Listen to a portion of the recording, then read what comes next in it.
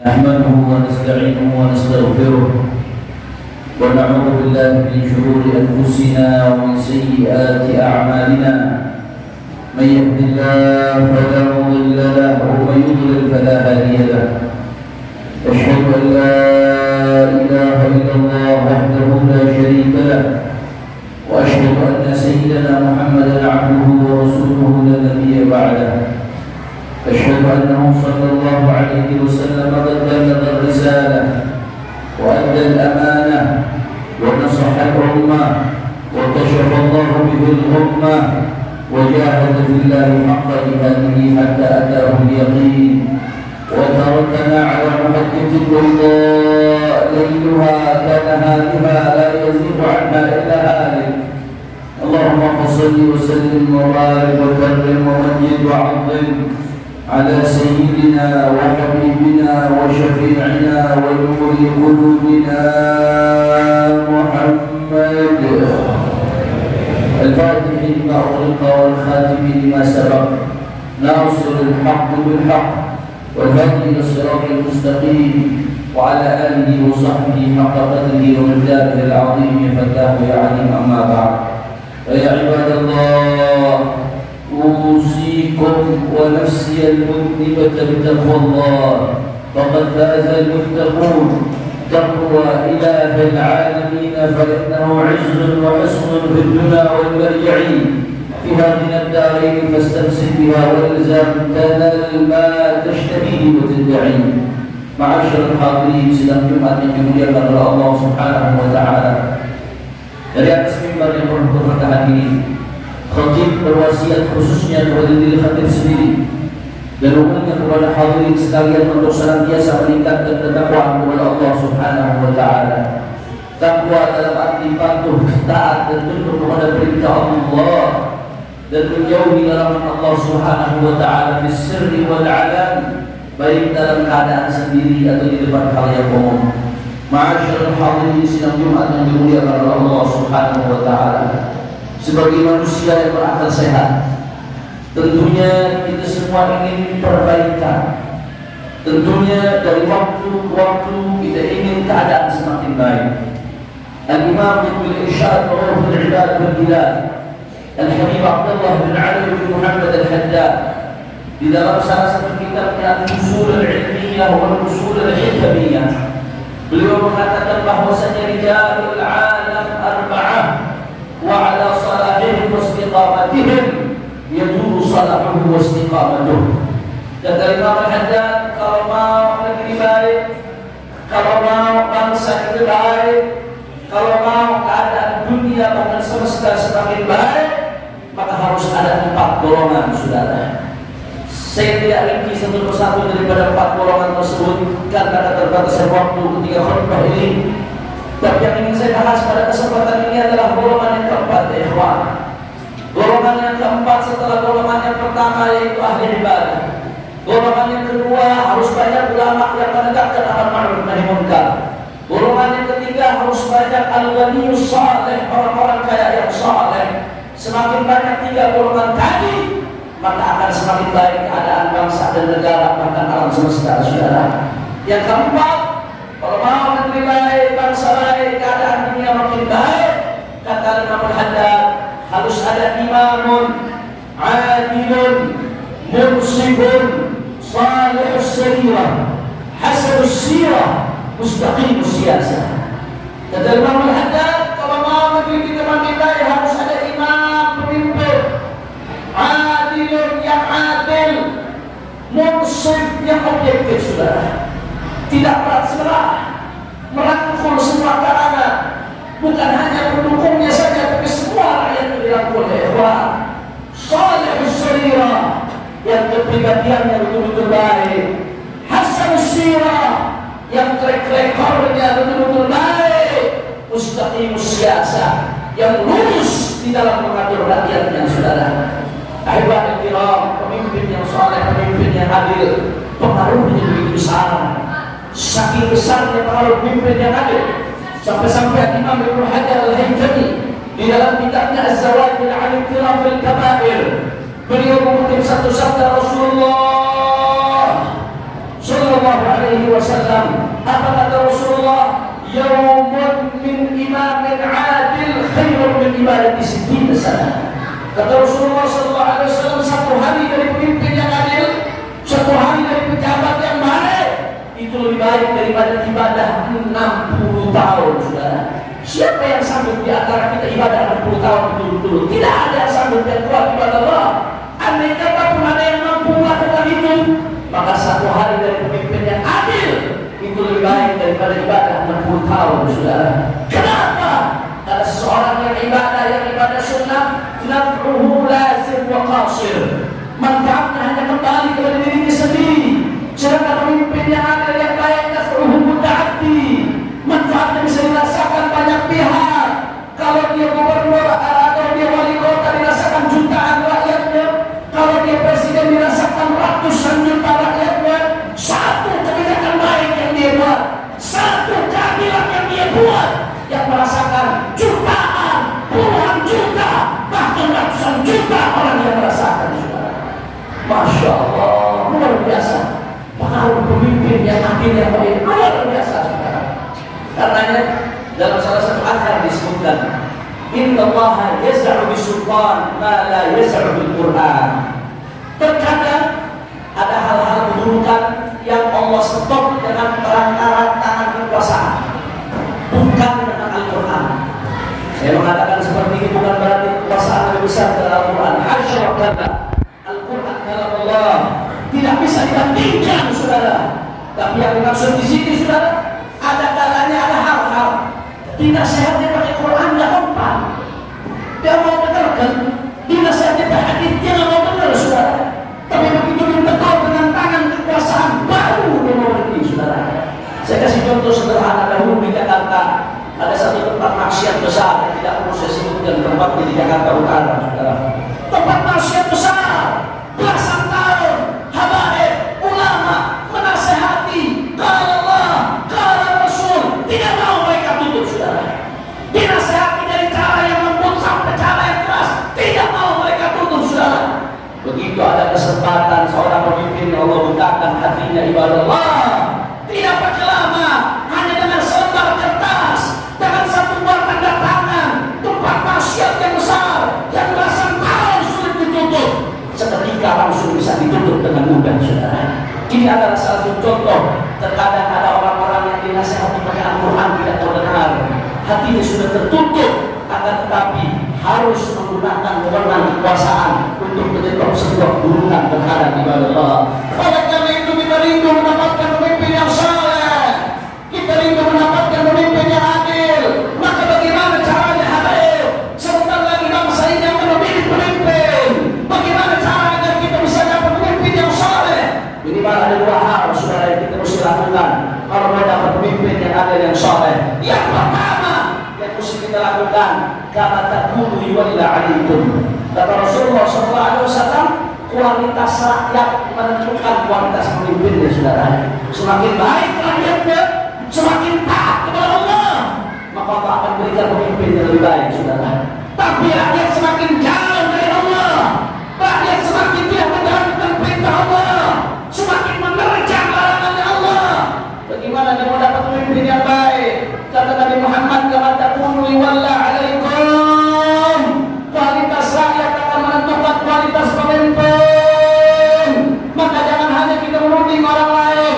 Salah satu yang mesti kita tuding diri kita sendiri, saudara. Jangan sampai kita berangan-angan pengen dapat pemimpin yang saleh, tapi di rumah kita seorang masih ada yang meninggalkan. Jangan sampai kita berangan-angan pengen dapat pemimpin yang saleh, tapi anak istri kita keluar rumah masih tidak pakai jilbab, tidak menutup aurat, saudara. Jangan sampai kita ingin dapat pemimpin yang saleh, tapi kita tidak sadar orang di sekitar kita masih main judi online, masih melakukan hal-hal yang dimurkai oleh Allah. Bagaimana mendapat pertolongan dan kemenangan dari Allah? Kama taqulu yuwalla alaikum. Kualitas kalian, wahai rakyat, akan menentukan kualitas pemimpin kalian. Allah akan mengangkat pemimpin untuk kalian sebagaimana kualitas kalian. Oleh karena itu, saudara, kita punya waktu 20 hari lagi ibadah Allah. Saudara, tidak terlambat. Kalau kita mau tobat tidak terlambat. Apalagi di bulan Rajab, syahrul istighfar, bulan ampunan Allah Subhanahu wa taala. di berbagai tempat di seluruh provinsi di Indonesia, saudara, di berbagai kabupaten, di berbagai provinsi. Kalau kita mendapat pemimpin yang baik, mari kita jalankan program taubat nasional, saudara. Kita jalankan program istighfar nasional bulan Rajab ini. Sebelum kita menyongsong memilih pemimpin, saudara, kita minta ampun kepada Allah Subhanahu wa Ta'ala. Kita introspeksi diri kita, introspeksi keluarga kita, introspeksi orang-orang di sekitar kita. Jangan sampai, saudara, maksiat yang kita lakukan, kemungkaran yang kita lakukan menanam saham di dalam merusak kepemimpinan negeri ini. Na'udzubillah min dzalik. Yang kedua, kalau tadi dari bawah ke atas, perbaiki rakyatnya, Allah akan berikan pemimpin yang baik. Kalau sekarang yang kedua, caranya dari atas ke bawah, saudara. Bagaimana dari atas ke bawah? Pemimpin yang baik, yang soleh harus diperjuangkan. Orang-orang baik harus diperjuangkan. Makanya ulama menyebutkan bahwa wajibun nasbul imam al-adli bisyar'i fa'lam la bihukm al-aqli. Mengangkat, memperjuangkan pemimpin yang baik, hukumnya wajib, saudara. Wajib, saudara. Maka kita sebagai muslim, manakala kita memilih pemimpin dalam tingkatan apapun, baik dalam legislatif atau dalam eksekutif, saudara, gunakan keimanan kita kepada Allah. Jangan sampai kita milih pemimpin gara-gara fanatisme golongan saja. Sudah tahu buruk, cuma karena ini dari golongan saya, itu tempatnya nggak peduli. Yang penting dari golongan saya, nggak bodoh amat buruk kok tidak. Bangsa ini terlalu besar untuk digadaikan dengan fanatisme golongan, saudara. Jangan sampai kita milih pemimpin gara-gara uang, gara-gara sodokan, gara-gara ini dan itu. Saudara, Rasulullah Shallallahu Alaihi Wasallam dalam hadis yang sahih yang diriwayatkan oleh Imam Bukhari, kata Rasulullah Shallallahu Alaihi Wasallam, "Salatun la yukallimuhum Allah yawmal qiyamah wa la yuzakkihim wa lahum adzabun alim." Kata Nabi Muhammad Shallallahu Alaihi Wasallam, ada 3 golongan yang mereka nanti tidak akan diajak bicara oleh Allah Subhanahu Wa Taala. Mereka tidak akan mendapatkan pensucian dari dosa-dosanya di hari kiamat. Wa lahum adzabun alim, dan mereka mendapatkan azab yang pedih. Siapa 3 golongan tersebut ya Rasulullah? Satu di antara 3 golongan tersebut, kata Nabi Muhammad, rajulun baya'a imaman lam yubahihu illa di dunia, fa in a'tahu ma yurid waffa lahu, fa in lam yu'ti la yuwaffi lahu. Kata Nabi Muhammad, di antara mendapatkan azab yang pedih rajulun, seseorang yang baya'a imaman, membaiat pemimpin. Baiat itu bahasa fikih, saudara. Tapi dalam konteks kenegaraan modern saat ini, pemilihan pemimpin kita adalah baiat bagi kita, saudara. Rajulun baya'a imaman, seseorang yang memilih pemimpin, lam yubahihu illa di dunia. Dia pilih pemimpin karena faktor dapat duit. Kalau yang ngasih duit dipilih, yang nggak ngasih duit tidak dipilih, saudara. Apa kata Nabi Muhammad? Termasuk satu dari 3 golongan yang nggak akan mendapatkan ampunan Allah Subhanahu Wa Taala. Alangkah ruginya kalau ampunan Allah kita tukar dengan rupiah yang nggak seberapa, ibadah. Bahkan Nabi mengancam ar-rashi wal murtashi finnar. Orang yang nyodok dan yang disodok, dua-duanya di neraka, saudara. Semurah itukah harga kita sampai kita rela masuk neraka cuma gara-gara menerima uang yang seberapa, sampai mengorbankan prinsip kita, saudara. Money politik uang adalah penyakit di tengah masyarakat, saudara. Catat baik-baik omongan saya, tidak ada orang yang mau bagi-bagi uang gratis, saudara. Orang yang kalau naik ke jabatan dengan sebar uang di mana-mana, catat baik-baik omongan saya. Begitu besok dia naik, korupsinya akan semakin besar, saudara. Karena mikir bagaimana cara balik modal, belum lagi naik untung, saudara. Makanya KPK mengatakan, apa kata KPK? Akar dari korupsi, money politik. Politik uang adalah akar daripada korupsi, saudara. Orang yang menebar uang tinggi ke kos untuk naik satu jabatan, bukan karena kualitasnya, bukan karena integritasnya, bukan karena loyalitasnya kepada rakyat, tapi dengan nyokok rakyat, nyokok tokoh-tokoh, nebar uang kemana-mana, saudara. Itu akan membuat orang balik modal ketika dia berjalan. Balik modal gajinya nggak seberapa, apa yang dilakukan akhirnya korupsi sana. Ambil proyek sana, proyek sini, sudah. Belum lagi mikir untung di bawah, maka omong kosong. Kalau kita bicara korupsi, tapi kita tidak berantas daripada yang namanya money politik. Money politik adalah salah satu akar daripada akar-akar korupsi. Jangan mimpi kita mendapat pemimpin yang baik, pemimpin yang soleh, kalau rakyatnya masih bisa dibeli dengan uang untuk menggunakan hak suaranya, saudara. Maka tak boleh ibadah Allah kita pilih pemimpin karena dasar uang, kita pilih pemimpin karena dasar fanatisme golongan, apalagi pilih pemimpin atas dasar hawa nafsu haram. Bangsa ini terlalu besar untuk digadaikan dengan uang, dengan fanatisme golongan, dengan hawa nafsu ibadah Allah. Maka sebagai Muslim, Islam sudah mengatur bagaimana kita memilih pemimpin, apa kriteria pemimpin yang ideal dalam pandangan Islam, diatur oleh Islam. Saudara, jangan sampai kita mendengarkan orang yang mengatakan Islam itu tidak boleh ikut ikutan politik, Islam cukup di masjid, Islam cukup zikir, Islam cukup ibadah. Saudara, hal-hal yang kecil saja diatur dalam Islam. Cara istinja, mohon maaf, cara bersuci dan bersihkan kotoran diatur dalam Islam. Masuk kamar mandi, masuk tempat yang banyak najisnya, saudara, diatur dalam Islam. Masuk pakai kaki kiri, keluar pakai kaki kanan. Islam agama yang sempurna.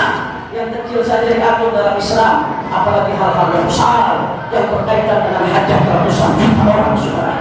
Siapa bilang Islam tidak mengatur politik? Ya, yang namanya politisasi Islam haram. Menggunakan Islam mengeksploitasi simbol-simbol Islam untuk kepentingan syahwat politik pribadi dan kelompok haram. Itu namanya menjual ayat-ayat Allah Subhanahu wa taala. Tapi sebaliknya, Islamisasi politik wajib, saudara. Apa artinya Islamisasi politik? Kita menjalankan politik sesuai dengan syariat Islam. Memilih pemimpin, memperjuangkan pemimpin yang paling mendekati kriteria yang diatur oleh Islam. Kalau Islam tidak mengatur sektor politik, saudara, sektor kehidupan berbangsa dan negara. Karena banyak ulama-ulama yang menulis kitab tentang politik Islam. Al-Imam Al-Mawardi menulis kitab yang judulnya Ahkam Sultaniyah wa Wilayat Diniyah. Al-Imam Al-Haramain menulis kitab tentang politik Islam yang judulnya Riyadul Umam, Fiqhiyatul Ulam. Siapa bilang Islam tidak bicara politik, saudara? Berapa banyak kitab-kitab yang ditulis ulama tentang politik Islam? Maka sebagai Muslim, kalau pilih pemimpin, memilih pemimpin dengan takwa. Cari pemimpin yang paling sesuai dengan kriteria yang disebutkan oleh Islam. Kalau saya mau jelaskan di sini kriterianya panjang, disebutkan oleh para ulama dirinci. Tapi setidak-tidaknya kesimpulan dari apa yang disampaikan oleh ulama, kalau mau memilih pemimpin, lihatlah 3 hal, saudara, yang paling baik dalam 3 hal. Apa 3 hal tersebut? Yang pertama surah, yang kedua sarirah, yang ketiga sirah. Yang pertama surah, lihat fisiknya. Di dalam Islam diatur fisik seorang pemimpin harus yang mampu menjalankan roda pemerintahan. Maka dalam syariat Islam pemimpin tertinggi 50 a'dha, tidak boleh seseorang yang tidak bisa lihat, tidak boleh seseorang yang tidak bisa mendengar. Bagaimana dia mau mendengar keluhan rakyatnya? Tidak boleh seseorang yang badannya sudah umur, contoh orang yang sudah stroke, bangun saja sudah tidak bisa. Bagaimana dia mau mengurus rakyatnya? Urus dirinya tidak bisa, saudara. Maka itu yang pertama, surah, fisiknya harus mampu menjalankan daripada amanah. Yang kedua, sarirah. Sarirah ini sebetulnya dalam Islam artinya adalah hati, saudara. Tapi maksud kata-kata sarirah di sini adalah kepribadian. Apa yang dilihat dari kepribadiannya? Satu, lihat keimanannya kepada Allah. Karena Al-Quran, berapa banyak ayat di Al-Quran kita yang mengaku beriman kepada Al-Quran. Berapa banyak ayat di Al-Quran yang menjelaskan kita haram memilih pemimpin yang kafir, yang tidak beriman kepada Allah Subhanahu wa taala. Yang pertama, lihat imannya kepada Allah. Yang kedua, lihat ketakwaannya kepada Allah. Lihat bagaimana sholatnya. Jangan sampai kita percayakan urusan kita kepada orang yang tidak sholat, saudara. Lihat bagaimana baca Qurannya. Lihat bagaimana suasana Ramadannya. Lihat bagaimana ketakwaannya kepada Allah. Fasik tidak dia, saudara. Suka mabuk-mabukan atau tidak, suka nonton porno atau tidak, saudara. Itu semua pertimbangan yang harus dipertimbangkan, saudara. Orang yang fasik, yang suka maksiat, Allah saja dikhianati, apalagi rakyat, saudara. Catat dengan baik-baik. Orang yang suka maksiat, yang tidak takut sama Allah, Allah saja yang menciptakan dia, Allah yang memberikan dia rezeki, Allah yang memberikan nyawa, dikhianati, apalagi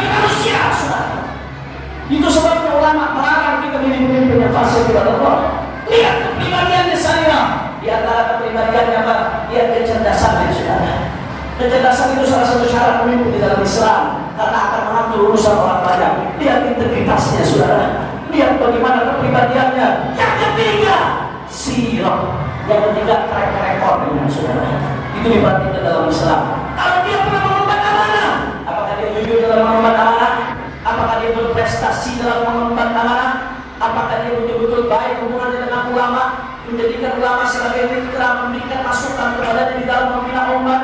Bagaimana dia terhadap akhlak umat? Bagaimana dia terhadap moral umat? Bagaimana kepedulian terhadap rakyat kecil? Lihat sirahnya, lihat track recordnya, saudara. Maka ibadah Allah, sebentar tadi Anda semua akan menjadi pemimpin.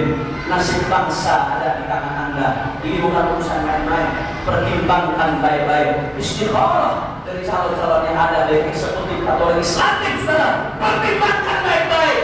Mana yang surahnya paling baik, mana yang sirahnya paling baik, mana yang sarirahnya paling baik. Kalau kita belum bisa mendapatkan yang sempurna, yang betul-betul sesuai dengan kriteria yang disebutkan dalam Islam, maka minimal yang paling mendekati mana yudrakullah, la yudrakullah. Kalau tak bisa semuanya, minimal jangan ditinggalkan semuanya. Al-maisur la yasqutu bil ma'sur. Cari yang paling mendekati, saudara. Pertimbangkan baik-baik dengan akal sehat kita. Pertimbangkan baik-baik dengan hati yang jernih. Istikharah kepada Allah. Ma khaba man istakhar. Tidak akan kecewa orang yang beristikharah kepada Allah. Saudara, istikharah mana yang paling maslahat buat umat. Tasarruful imam ala ra'iyah menuntut bil maslahah. Karena imam, pemimpin, wajib untuk memberikan yang paling maslahat buat umatnya. Cari mana yang paling maslahat buat Islam, mana yang paling maslahat buat umat, mana yang paling maslahat buat NKRI, saudara. Habib, saya tidak mengerti, saya bingung, saya tidak paham. Anda tidak perlu bingung. Fas'alu ahla dzikri in kuntum la ta'lamun. Kalau Anda tidak tahu urusan kenegaraan Anda, urusan agama Anda, dunia Anda, ada ulama, tanya kepada ulama. Kita bangsa Indonesia, saudara, alhamdulillah dekat dengan ulama. Ada yang lahiran minta doanya sama ulama, ada yang akikah minta doa sama ulama, ada yang sunat minta doa sama ulama, ada yang nikah minta doa sama ulama, ada yang punya rumah kasapuran minta doa sama ulama, ada yang sakit minta doa sama ulama, bahkan sampai mati minta doa sama ulama, saudara. Kenapa? Giliran urusan besar dari lahir sampai mati yang dicari ulama. Tapi giliran urusan besar memilih pemimpin negara tidak mau konsultasi dengan ulama. Tanya kepada para ulama. Ada ulama yang bermusyawarah bersama-sama. Maka syawara qaumun illa hum yarsadil umur. Yang bermusyawarah, yang sepakat bersama-sama, itu akan lebih dekat kepada kebenaran. Maka pikirkan baik-baik. Setiap suara kita akan dipertanggungjawabkan di hadapan Allah Subhanahu wa taala. Mudah-mudahan insyaallah Allah berikan kita pemimpin yang baik. Allah berikan kita pemimpin yang saleh. Allah berikan kita pemimpin yang adil. Allah berikan kita pemimpin yang betul-betul cinta kepada Allah, yang juga takut kepada Allah, yang cinta kepada Rasulullah, yang betul-betul cinta kepada umat Nabi Muhammad, yang betul-betul cinta kepada NKRI. Allah berikan kita pemimpin yang betul-betul amanat. Mudah-mudahan Allah Subhanahu wa taala hapus dosa-dosa kita. Allah terima taubat kita sehingga dosa-dosa kita tidak menyebabkan kita mendapatkan pemimpin yang zalim yang buruk, saudara. Mudah-mudahan Allah berikan kita anggota-anggota parlemen yang baik dari pusat sampai ke daerah sehingga negeri ini semakin baik. Inna ahsanal kalam kalamullah al-malik al-allam. Wallah subhanahu wa ta'ala yaqul wa biqawlihi yahtadi al-muhtadun fa idza quri'a al-Qur'an fastami'u lahu wa ansitu la'allakum turhamun. A'udzu billahi as-sami'il 'alim minasy syaithanir rajim. Bismillahir rahmanir rahim. Wal 'asri innal insana lafi khusr illa الذين آمنوا وعملوا الصالحات وتواصوا بالحق وتواصوا بالصبر. بارك الله لي ولكم في القرآن الكريم ونفعني وإياكم بما فيه من الآيات والذكر الحكيم وتقبل مني ومنكم تلاوته إنه هو السميع العليم. أقول قولي هذا واستغفر الله العظيم لي ولكم ولسائر المسلمين والمسلمات فاستغفروا من كل ذنب إنه هو الغفور الرحيم.